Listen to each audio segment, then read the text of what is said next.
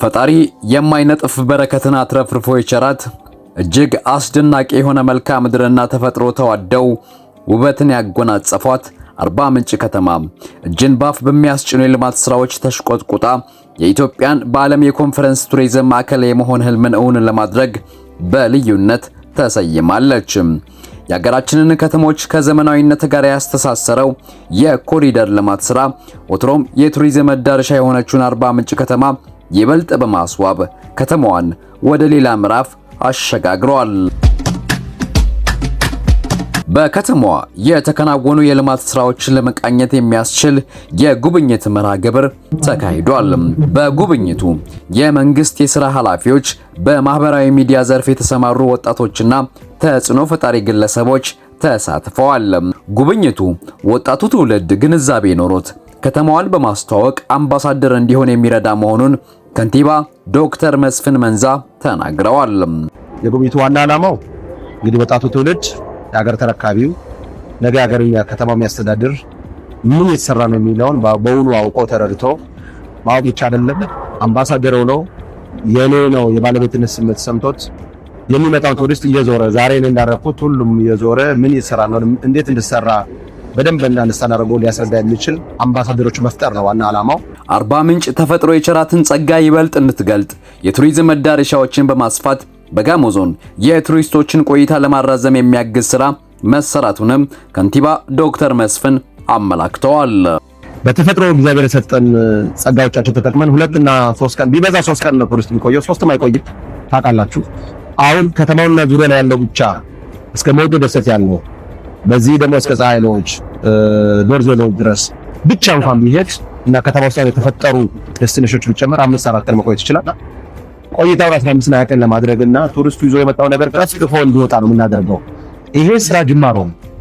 በዞኑ የተለዩ 184 የቱሪስት መስህቦቻችንን ከዚህ ላይ ተመካ አድርገን ሁሉንም ቱሪስት እንዲጎበኝና ያለን ጸጋ በአግባቡ ማሳየት እንፈልጋለን። ኢትዮጵያን በዓለም አቀፍ ደረጃ የኮንፈረንስ ቱሪዝም ማዕከል ለማድረግ ከፍተኛ ፋይዳ ያለው አርባ ምንጭ ኮንፈረንስ ሪዞርት በከተማዋና በጋሞ ዞን የሚገኙ ጸጋዎችን በሚገልጥ መልኩ የተገነባ መሆኑን ከንቲባው ገልጸዋል። ባጭሩ እዚህ ግቢ ውስጥ መጣችሁ በዞኑ በከተማው ዙሪያ ያሉ ጸጋዎች ሁሉ የተገለጡበት ሙዙን ታገኛላችሁ፣ ፍራፍሬውን ታገኛላችሁ፣ እንሰቱን ታገኛላችሁ። እዚህ ግቢ ውስጥ ማይገኝ ነገር የለም። ይሄ ዋናው ሐሳቡ ምንድነው?